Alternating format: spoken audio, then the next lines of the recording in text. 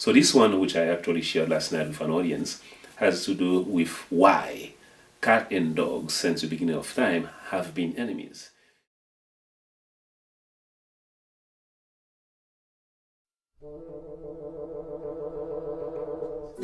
It's also one of those folk tales that pretend or claim to explain why dead people can no longer come back on Earth. And this is the story of cat and dogs who are discussing the affairs of the village, and the dog, feeling that he was not getting enough meat, enough bones from humans, decided to go to God, asking for God to bring back dead people so that there will be more people eating on Earth, and he, in turn, will eat more. However, cat was opposed to this idea because, according to cat, this Earth was already so overpopulated, there was no more place to put those humans. To which Dog explained that those humans claim to be so sad, all in tears whenever someone died, that they will find a way to squeeze some of those dead people back on Earth in their rooms.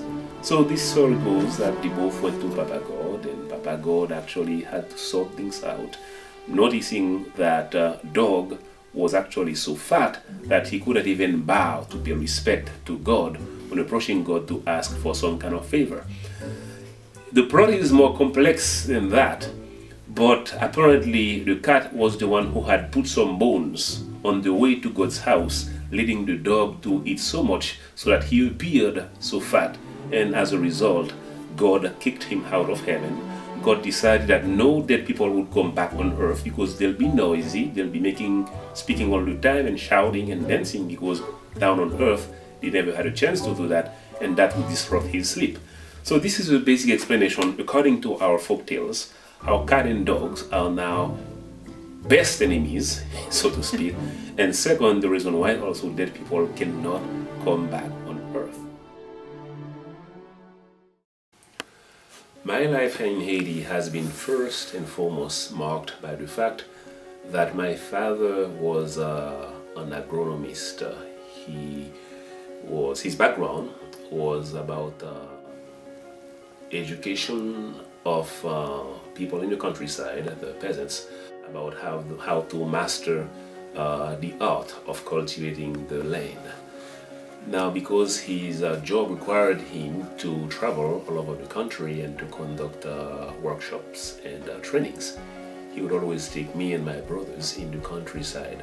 So because of that, we had a chance, while we lived in the capital, Port-au-Prince, we lived this urban life, but we were also heavily exposed to the rural life, which means that we saw the agriculturers, we saw the peasants in their natural environment, whether it's about cultivating the land, whether it's about participating in their religious or voodoo ceremonies. So on one hand, I was closely connected and living the rural life of Haiti, and on the other hand, I was also, as a student in a Catholic school, one of the best schools in Port-au-Prince, Haiti, I was also exposed to this other urban way of life. In the cultural arena, I've been known for more than a decade to be heavily involved into visual arts that would include mainly paintings, drawing, and illustration. I've also been involved in storytelling. I've released 4 storytelling CDs in Haitian Creole and in French.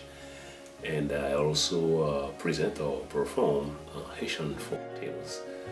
As far as my visual art, I forgot to mention caricature as well, because back in Haiti, I've used the caricature in a number of newspapers to try to be part of this whole dialogue around political discourse and the promotion of democracy. Migration has been one issue, because when I came here, I became more aware of the whole concept of discrimination and stereotyping and assumptions around certain cultures.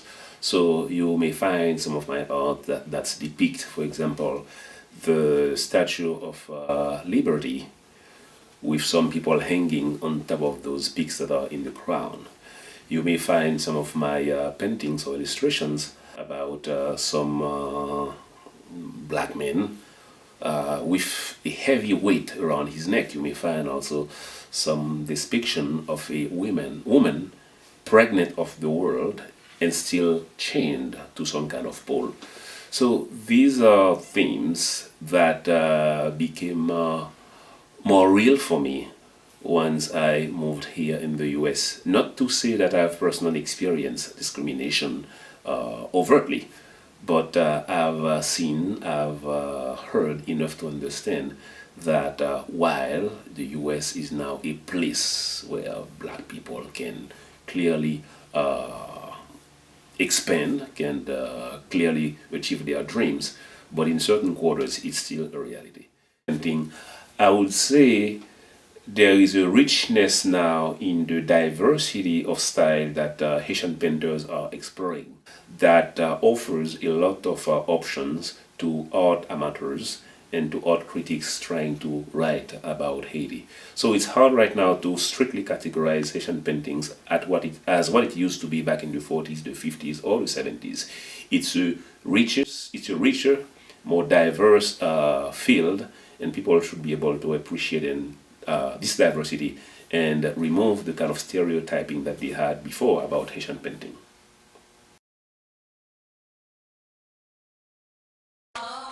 I'm totally committed to continue working with the Institute to try to reach out to my fellow artists, visual arts or poets, to try to bring whatever resources or skills that they have to support the work of the Institute, and ultimately, which is the ultimate goal, alleviate the suffering of those who are still alive and sick of the cholera.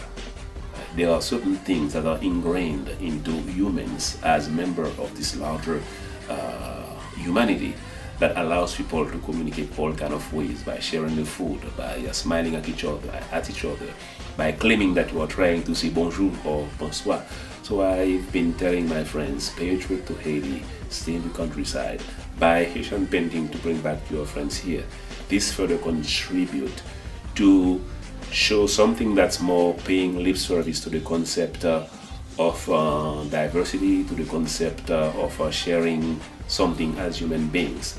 But this is really establishing connections, partnership, and the friendships from members of another community, the community of Haiti.